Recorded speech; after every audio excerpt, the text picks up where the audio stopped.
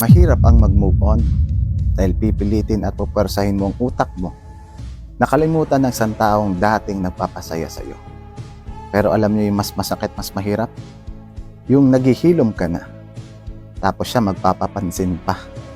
Alam mo yung nangangamusta, gusto makipagbalikan, nek-nek nila. Hindi naman sa pagyayabang, no? Baka sabihin niyo mayabang ako eh. Pero si Cristina Gonzalez, Jelly de Belen, Ana Roses, Carmina Villarreal, lahat nagtatangka makipagbalikan sa akin. Gusto na lang ibalik ang dati, pero pasensyahan tayo. Hindi na ako yung dati. Kung gusto niyo ibalik ang tamis ng kahapon, kalimutan niyo na at ibaon sa limot yan. Dahil ibang-iba na ako. Self-love. With great discipline and with great strong boundaries for myself. Di bali nang maging pataba ako sa lupa, kapalaran kong mamatay maging isang single. Huwag niyo lang ako masaktan pa.